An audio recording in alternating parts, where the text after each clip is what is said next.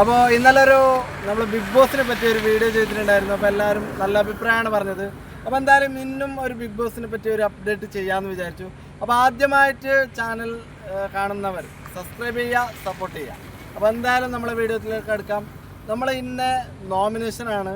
അപ്പോൾ എല്ലാവർക്കും അറിയാം, ഇന്നലെ ഞാൻ ഒരു കാര്യം പറഞ്ഞിട്ടുണ്ടായിരുന്നു, റെന ഫാത്തിമ എവിക്റ്റ് ആവും എന്നുള്ളത്. അപ്പോൾ എന്തായാലും അത് കൃത്യമായിട്ട് സംഭവിച്ചിട്ടുണ്ട്. അത് നമുക്കറിയാം. കാരണം എനിക്ക് ഒരുപാട് ഈ ഒരു ബിഗ് ബോസുമായിട്ട് ബന്ധപ്പെട്ട കുറച്ച് കോൺടാക്ട്സുകളുണ്ട്. അതുമായിട്ട് സംബന്ധിച്ചിട്ടാണ് ഞാൻ ഇന്നലത്തെ ഒരു കാര്യം റെന ഫാത്തിമ ഔട്ടാവും എന്നുള്ള കാര്യം വ്യക്തമായിട്ട് പറഞ്ഞിട്ടുള്ളത്. അത് കൃത്യമായിട്ട് സംഭവിച്ചിട്ടുണ്ട്.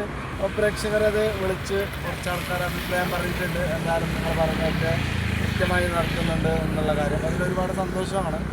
അപ്പോൾ ഇന്നത്തെ നോമിനേഷൻ്റെ കാര്യം കൂടി ഞാൻ എന്തായാലും നിങ്ങളോട് ഷെയർ ചെയ്യാം. അപ്പോൾ നമ്മളെ ഇന്നത്തെ നമ്മളെ എവിക്ഷൻ്റെ ഒട്ടുമിക്ക ആൾക്കാരും നോമിനേഷനിലുണ്ട്. നോമിനേഷനിലുണ്ട്. അപ്പോൾ അതിൽ പ്രത്യേകിച്ച് അനുമോള് ഒന്ന് ഒഴികെ, അനുമോളില്ല.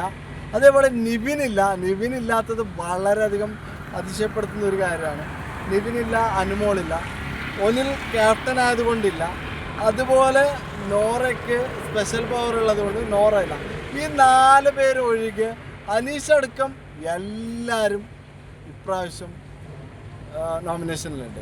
അത് ഭയങ്കര ഒരു എന്തെന്ന് പറഞ്ഞാൽ അനീഷും നമ്മളെ സാബുമോനൊക്കെ ഇപ്പോൾ വളരെ കയറിക്കൊണ്ടുള്ള ഒരു സമയമാണ്. സാബുമോനൊന്നും ചെയ്യുന്നില്ല, പക്ഷേ സാബുമോനൊക്കെ എന്താ പവർ, എന്താ വോട്ടിങ്. പല വോട്ടിംഗ് എക്സിറ്റ് പോളുകൾ പറയുന്നത് സാബുമോൻ ഇത്ര വോട്ടാണ്, 4ാം സ്ഥാനമാണ്, 3ാം സ്ഥാനമാണെന്നുള്ളത്.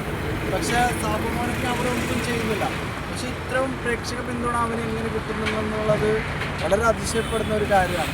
അപ്പോൾ എന്തായാലും നമുക്ക് നോക്കി കണ്ടറിയാം. ഷാനവാസ് ഇപ്രാവശ്യമുണ്ട് നോമിനേഷനിൽ. ഷാനവാസുണ്ട്, അനീഷുണ്ട്. ഷാനവാസും അനീഷും ഒരുപോലെ തിളങ്ങി നിൽക്കുന്ന 2 ബിഗ് ബോസ് കണ്ടസ്റ്റന്റുകളാണ് ഇപ്രാവശ്യത്തെ. ആര് കപ്പടിക്കുമെന്ന് പറയാൻ പറ്റാത്ത ഒരു രീതിയിലാണ് അവരുള്ളത്. പക്ഷേ എന്തായാലും ഇപ്രാവശ്യത്തെ ഒരു വോട്ടിംഗ് വെള്ളിയാഴ്ച ആകുമ്പോൾ നമുക്ക് തീർച്ചയായിട്ടും അറിയും ഷാനവാസാണോ പ്രേക്ഷകരുടെ ഒരു ഹൃദയം കീഴടക്കിയത്, ഇല്ലെങ്കിൽ അനീഷാണോ എന്നുള്ളത്. അപ്പോൾ എന്തായാലും നമുക്ക് കാണാം. അതുവരേക്കും ബൈ.